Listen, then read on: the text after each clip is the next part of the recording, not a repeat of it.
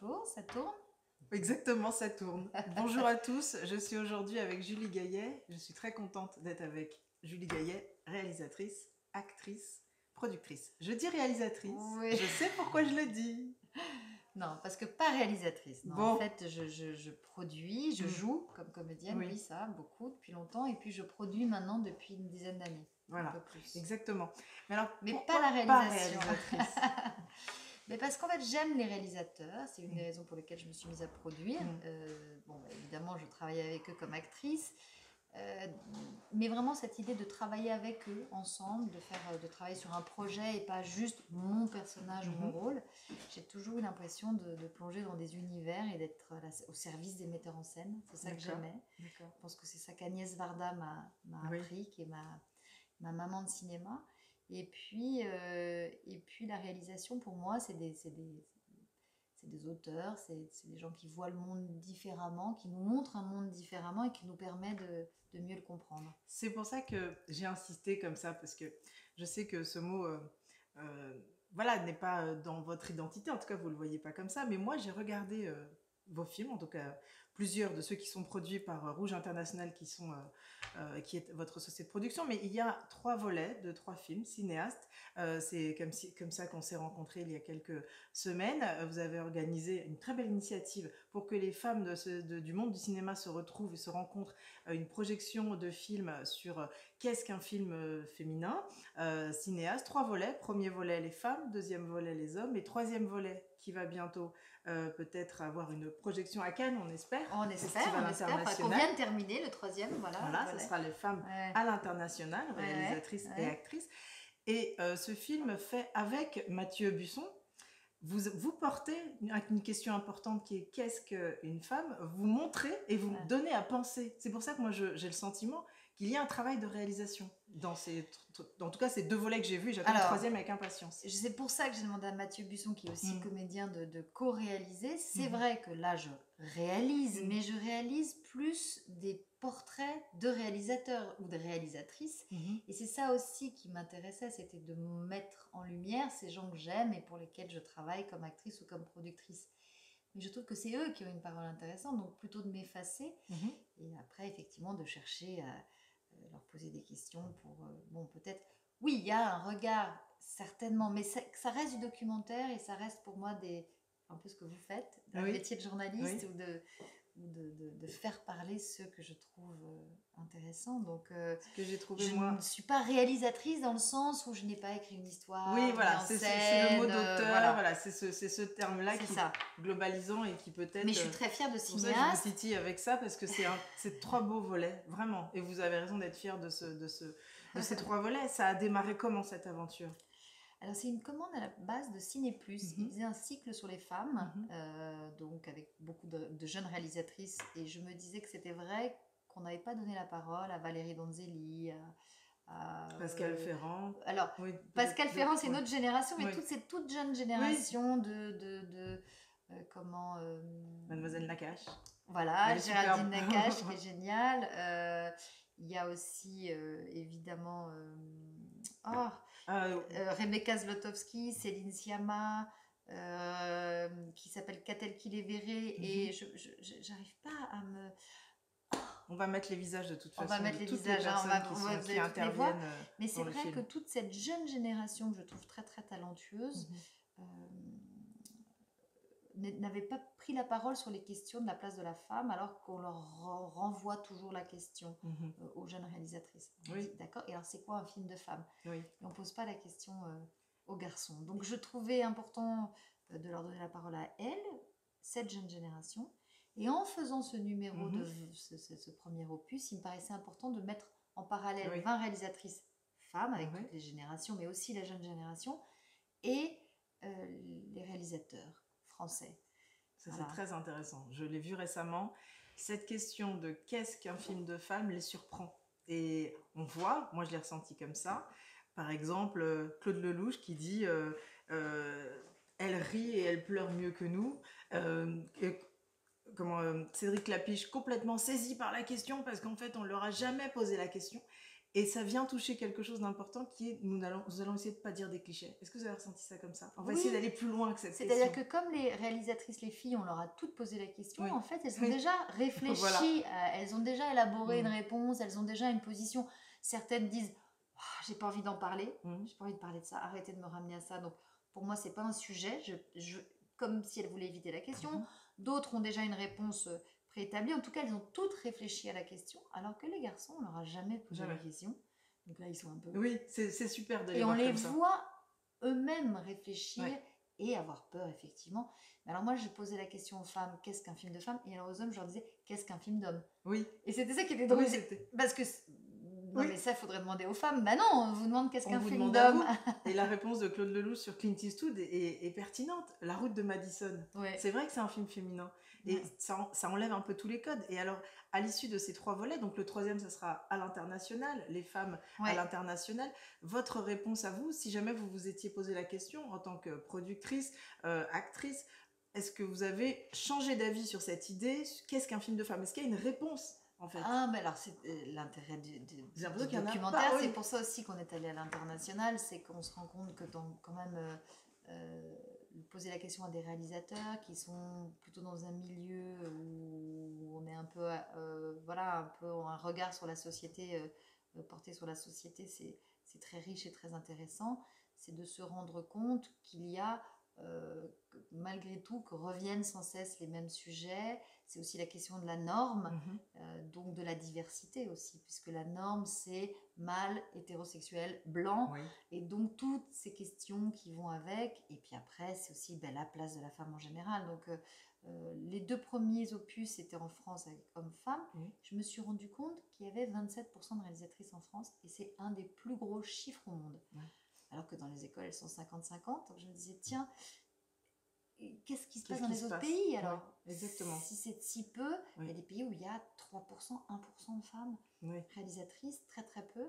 Et puis dans des pays où on pourrait dire que la place de la femme n'est peut-être pas forcément simple, c'est hyper intéressant de voir le point de vue des réalisatrices. Complètement, c'est pour ça qu'on a vu quelques extraits. Voilà, exactement. La Corée. Comment elles existent, comment elles s'imposent dans des métiers qu'on imagine hommes. Alors d'un point de vue tout ce qui est technique, je peux comprendre qu'on est dans l'esprit cet imaginaire que parce que c'est lourd, les hommes sont là, mais aujourd'hui le cinéma est rempli de légèreté, de matériel plus léger, et il y a de plus en plus de femmes. Il y a un réalisateur, je crois que c'est Mathieu Amalric, qui dit qu'il y a de plus en plus de femmes à des postes d'hommes. Et donc, dans les techniciens aussi. Dans les techniciens aussi, donc ça va changer la donne, comme les scripts sont plus dans des rôles de femmes, donc ça change un petit peu les paradigmes. C'est intéressant que la technologie apporte aussi son aide. Alors les scripts, les scénaristes, les monteuses, c'était celles qui accompagnaient, en tout cas c'est souvent des couples avec le réalisateur, mais elles étaient un peu dans l'ombre, donc c'était toujours cette idée de voilà pourquoi elles étaient assez féminines, et ça aussi c'est en train de changer. C'est voilà, alors certains disent que c'est comme gérer une PME, une entreprise, d'autres après c'est des sensibilités, mais ce qui est intéressant c'est de poser la question et d'ouvrir un peu juste prendre conscience des choses. Je crois que c'est le démarrage. Et donc que des petites filles puissent voir le documentaire. Oui, j'adore votre phrase d'ailleurs. Des petits garçons. La phrase du CV. De notre société rouge internationale. L'universel commence quand on pousse les murs de sa cuisine. Voilà, c'est ce que vous dites, c'est ce que vous êtes en train de dire, c'est l'ADN de votre société. Et les différents films aussi que vous produisez ont un sens commun qui est l'humain, un point commun. Et c'est assez intéressant de voir qu'il y a un regard fort sur le cinéma sans que ce soit complètement grand public pour faire des sous, mais qui a un regard très précis, et apporter votre pierre sur ce film-là qui est de film sur les femmes au cinéma. C'est pour ça, moi j'insiste, je suis embêtante. Pour moi, c'est un regard de réalisatrice. Voilà. Donc, et puis en plus, que je voulais dire à Mathieu, mon co-réalisateur, qui soit pas jaloux, mais en tout cas, ça montre que la mixité, voilà, c'est que la mixité apporte quelque chose. Il y a quelque chose aussi qui m'a surprise, c'est que vous montrez les femmes au travail. Vous avez montré Josiane Balascourt en train de jouer un rôle, de travailler, voir vraiment ce que c'est, parce que nous, on voit le produit fini, on voit pas ce que c'est que de travailler réellement. Il y a Brigitte Rouen qui dit Oui, moi j'ai pas d'autorité vraiment, alors je crie, mais bon, voilà ce que c'est que de travailler et elle nous le montre. Julie On la voit au Delpy travail en train d'écrire. qui est pas au travail, mais en tout cas qui est en mouvement dans une voiture, et il y a un regard qui est sur l'écriture, là j'insiste sur l'écriture du documentaire, qui finalement nous dit beaucoup de choses, autant voire plus que le propos. Ça c'est On les volontaire. voit au travail. Bah, c'était Voilà. l'idée, c'était pas Ouais. voilà, c'était essayer de changer aussi le regard. Moi, je voulais pas qu'il y ait trop de monde, donc on était vraiment avec Mathieu et parfois il y avait un ingénieur du son, mais il n'y avait pas. C'est un peu comme là, hein, tout Oui. léger, Oui. de se dire tiens, on va pas prendre 15 personnes Ouais. et être vraiment beaucoup plus léger que dès qu'on met des éclairages, dès qu'il y a du monde, dès qu'il y a une équipe, la parole devient plus posée, plus attention, voilà, il y en a tout un plateau télé. Alors que quand on est là avec nos petites caméras un peu système D, un peu les pieds nickelés avec Mathieu, parce qu'on est des bras cassés quand même, hein. Moi je sais pas très bien, un jour on a fait toute une interview, on avait oublié d'appuyer sur le bouton rec du ça son. m'est arrivé, Ah ouais, non mais c'est horrible. Ça c'est horrible. J'ai pas osé dire au réalisateur que j'avais pas enregistré le son. Comment ça s'est fini? J'ai recommencé. On a dû recommencer. Voilà, moi aussi. C'est horrible. Ça fait mal. Ça fait très, très bon, mal. mais voilà, on apprend, hein. Oui, après, on le fait plus. Oui, non, c'est terminé. Mais c'est tout ce qui est mais la création. c'était l'important, le charme des interviews, c'est qu'il y ait l'impression qu'on se parle, qu'on est en train de se parler là. C'est vraiment très naturel et très réussi. Important. Vraiment. Et même dans l'ADN, je vais vous poser des questions sur Rouge International, qui est votre société de production. Les films que vous produisez, le travail de sélection, c'est à propos de quoi? Quel est le critère absolu pour que vous puissiez dire ok, on y va sur ce film?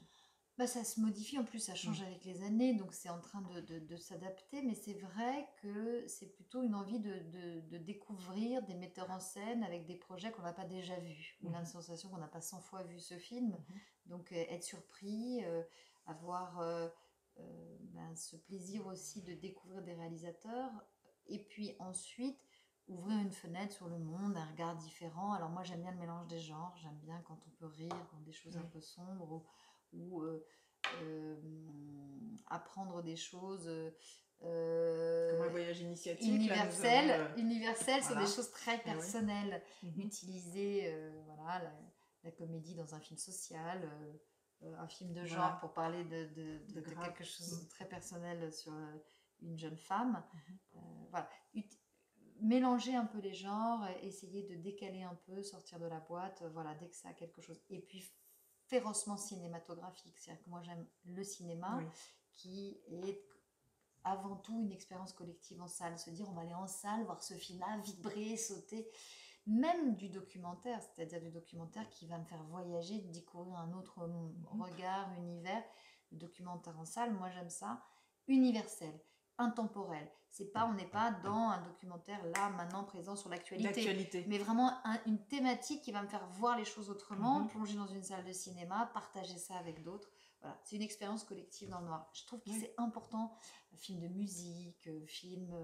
Exactement, donc c'est vrai que Netflix, qui a aujourd'hui la part belle pour pouvoir proposer et produire des films à millions qu'on va voir chez nous, cette expérience d'ensemble dans le noir, parce que c'est une autre réflexion et une autre concentration que d'aller au cinéma. Déjà, la démarche d'y aller, d'être ensemble, regarder dans le même sens, on n'est pas perturbé par le frigidaire ou des bonbons, enfin voilà.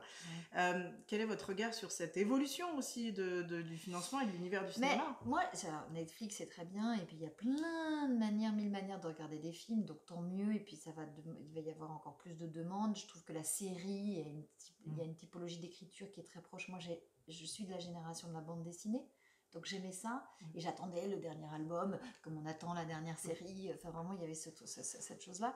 Mais j'aime vraiment le cinéma en salle. C'est-à-dire cette chose où on est quand même enfermé pendant un temps, on ne peut pas se lever, sortir et revenir. C'est vraiment ça. Et puis aussi d'entendre les gens rire tous ensemble, ça n'a rien à voir. Regardez une vidéo sur YouTube, c'est super, on rigole. Mais voilà, même vidéo avec 20 copains, c'est beaucoup plus rigolo. Et alors, quand on est 200 ou 100, c'est encore plus incroyable. Donc voilà, j'aime ça, j'aime les concerts, j'aime aller voir des one-man shows, j'aime aller au théâtre, j'aime voir la danse. Évidemment que je peux aussi voir un concert sur Arte en live, où il y a maintenant de plus en plus, on peut voir des concerts Mais ce Mais qui est agréable, l'expérience, c'est c'est pas la même. l'expérience collective quand Ouais. même, d'aller voilà, d'aller à l'opéra ou même d'aller voir, si on peut pas aller à l'opéra dans une salle, Mhm. je sais pas, Pathé, MK2, aller voir un opéra, c'est possible aujourd'hui. C'est tous ensemble. Il y a quelque chose, une vibration, il y a un moment où on s'enferme, Mhm.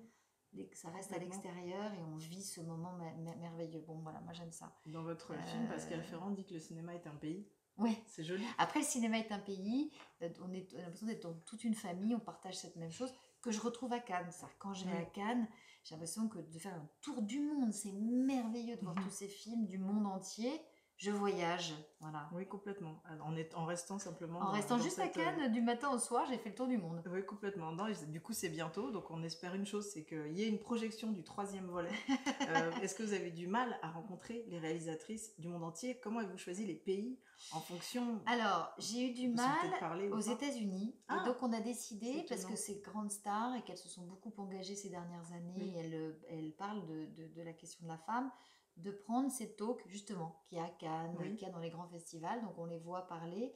Donc, on a mis ces images-là pour montrer que c'est peut-être elles qui sont le plus en lumière, qui en parlent, mais Oui. partout dans le monde, il y a des femmes qu'on Ouais. connaît moins, et donc on est allé dans tous les pays. Alors l'Afrique, ça m'intéressait, l'Inde, l'Asie, j'avais envie d'avoir une japonaise, une coréenne, c'était important, évidemment l'Europe. Je me suis rendu compte qu'il y avait peu de femmes en Amérique du Sud, très peu. Il y a Lucretia Martel, enfin il y en avait très peu. Dans le monde du cinéma, qui sont emblématiques, qu'on connaît. Oui, qu'on connaît, mais très peu. Mais qui font donc, et qui fabriquent. Et qui fabriquent du cinéma, Oui. donc un peu connu. Donc je me suis rendu compte, tiens, il y avait un voilà, gap. donc il y a voilà, des femmes un peu de partout. Après, c'était pas fait pour voir une femme dans chaque pays et qu'on est sur la femme. Il fallait qu'il y ait la capacité de dire certaines choses, donc ce qui était déjà dit en Afrique ou oui.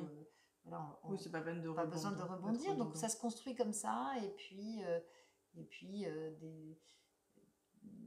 de reprendre quand même quelques Françaises qu'on n'avait pas pu interviewer à l'époque. J'avais envie aussi. Oui, bien sûr. Oui, de faire une ouverture et un lien avec le premier film. Voilà. Et puis notre Agnès Varda. Mais oui, exactement. Ma Agnès. Oui, je comprends. Mon Agnès. Exactement. C'est un beau souvenir et c'est une expérience dingue dans votre histoire, et on en garde... voilà, c'est quand on perd les gens qu'on se rend compte de ce qu'elles ont apporté au cinéma et aussi aux femmes. Exactement. Et je voudrais du coup terminer cette interview en vous parlant d'Alice Guy Blaché. Voilà. Bravo. Voilà. Alice Guy Blaché, je posais souvent la question donc aux réalisatrices et aux réalisateurs de s'ils la connaissaient, qui est la première femme qui a fait de la fiction après Les Fers Lumière, qui a poussé Gaumont à aller vers la caméra cinéma, puisqu'il faisait de la caméra photo à l'époque, et qui a fait des costumes, des décors, qui a raconté la fiction, c'est-à-dire qui a vraiment raconté des histoires avec des décors, des costumes, parce que les Frères Lumière posaient des caméras, et voilà, c'est la première réalisateur. Et on l'oublie. Mis le film à son actif, quasiment. Voilà. Alors, je ne sais pas combien de films, parce que c'est difficile de savoir ce qu'elle a réalisé ou pas, parce qu'il y a certains réalisateurs qui tenaient des carnets très précis, et elle n'avait pas tenu de carnet, donc on ne sait pas. Après, on sait qu'il y avait la caméra Alice Guy Blaché, donc est-ce que tous les films faits avec sa caméra à elle étaient d'elle ou pas? Donc c'est ça qui est difficile à savoir, mais bon, il y en a au moins 300, 600, après 1000, je ne sais pas. Mais ce qui est sûr, c'est qu'elle a été oubliée aussi parce que c'est une femme, aussi parce qu'elle a perdu son nom. Elle s'appelait Alice Guy et elle s'est mariée, elle est devenue Alice Blaché, qu'on ne faisait pas le lien parce qu'elle est partie, elle a quitté la France pour suivre son mari aux États-Unis. Donc ça aussi, ça fait partie de ces choses où les femmes changent de nom. Oui, incroyable. D'épouser jusqu'au bout. D'épouser jusqu'au bout. Oui, complètement. Et c'est vrai que moi, je connaissais pas plus que ça, et grâce à vos documentaires, parce qu'elle arrive enfin à chaque fois comme un point d'interrogation qui surprend un peu en disant, dis donc les amis, on a un peu oublié l'essentiel. L'essentiel, c'est un peu elle, parce qu'elle fait partie des fondations. Est-ce que ça vous donne envie de faire un film pour qu'on la connaisse mieux? J'adorerais faire un film sur Alice Guy. Qu'est-ce qui j'ai commencé à en parler à Sidonie Dumas, qui gère Gaumont, parce que c'est vrai que comme elle était Gaumont, donc quand elle s'est mariée, son mari était travaillé chez Gaumont aux États-Unis, donc elle l'a suivi, mais elle voulait pas lui faire de l'ombre, donc elle a monté la première production indépendante. Donc Alice Guy Blaché était une des premières productrices indépendantes. Quand même. Donc ça c'est très fort, surtout pour moi. Ah oui, non, c'est incroyable. Je trouvais ça fou, ça s'appelait la Solex, sa société de production indépendante. Voilà, donc c'est vraiment une femme qui en plus est une entrepreneuse, Oui, comme en je plus. dis. Extrêmement Voilà. moderne, on est en Extrêmement moderne. Quand on sait 1870-80. comment l'entrepreneuriat au féminin, c'est compliqué. Les femmes, elles prennent plus de temps. Sur 3 sociétés montées, il n'y en a qu'une faite par les femmes. Voilà, c'est un bel exemple d'entrepreneuriat. Bon, j'ai pas encore trouvé la façon de convaincre Sidonie, mais je vais y arriver. Oui, on est sûr. Sidonie. Voilà, il va se passer 2 choses. Le film sera projeté à Cannes, le 3e volet. Voilà. Il va se passer ça. Et il va se passer que Alice Guy Blaché va être l'héroïne de votre prochain documentaire. C'est évident. Oui, il faut parce c'est le moment en plus. Il y a une vraie mutation. On voit bien dans les différents hommes que vous avez interviewés, réalisateurs, qu'ils ont totalement évolué. La nouvelle génération. Et Guillaume Gallienne, enfin je pourrais vous poser Thomas l'exemple pendant Caillet, 4 heures tellement j'ai adoré. Mais quand Guillaume Gallienne dit l'être et le faire, la différence entre une actrice la façon dont il travaille lui, donc il a joué ce rôle de maman et comment il a été sur le plateau, etc. Enfin c'est juste passionnant, voilà, de voir des hommes. Mais quand le 3e sera prêt, j'espère, sera présenté à Cannes, mais il sera diffusé sur Ciné+. Ça, c'est sûr. Et j'espère bien qu'ils repasseront les 2 premiers sur Ciné+. Oui. On va leur demander... Voilà, alors 3 choses. 3 choses. Ciné+, il faut diffuser absolument les 2 premiers volets, c'est vraiment très très bien. Ça s'appelle Cinéaste. Qu'est-ce qu'un film féminin ? J'ai failli dire réalisé. Je suis désolée. Bon, allez, co-réalisé avec Mathieu Buisson et vous-même et Julie Gaillet, pardon. Et voilà. Bon, je suis désolée, vous êtes une réalisatrice. Voilà, on ne le dit pas trop, tout doucement. Et productrice, actrice et Rouge International. Le prochain, on peut en parler. Je ne sais pas si vous avez un projet ou film ou quelque chose qui se développe.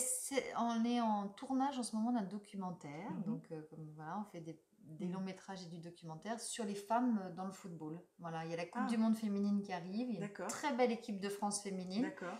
Donc, on produit un documentaire sur elle, sur l'équipe de France pour TF1 et de cinéma de Stéphanie Gillin avec qui on avait fait The Ride pour sortir en salle sur vraiment l'OL, l'Olympique Lyonnais, parce que c'est vrai que dans le football, il y a eu à un moment donné une volonté politique de Noël Le Graët, de Aimé Jacquet et de Jean-Michel Aulas. C'est-à-dire que si Jean-Michel Aulas n'avait pas décidé à un moment donné, on fait des contrats fédéraux, je vais faire ça pour mes joueuses, je vais leur donner les mêmes conditions que pour les garçons, on n'aurait pas cette équipe lyonnaise formidable qui a fait que ça a rayonné et qu'on a un football féminin incroyable. C'est pour ça, il se passe quelque chose. Ça participe de la construction mentale. C'est en train de changer, voilà. Celle de 28-29 ans dans la même équipe de France que celle de 18-19 ans qui, elle, n'était pas pro, devait travailler à côté. Et les nouvelles joueuses de football de 18-19 ans qui, elles, ont des contrats pro, peuvent avoir des sponsors pour leurs chaussures. Enfin, l'équivalent des bonhommes. Voilà. Dans la même équipe, on a le passé et le futur. Donc, c'est un tournant. C'est super. Bon, bah, alors, femme. Je vous dis merci beaucoup pour cet entretien. À très bientôt, Julie. Je repars au boulot. Voilà. J'adore vos lunettes. Bon. Merci. Merci, au revoir. Au revoir.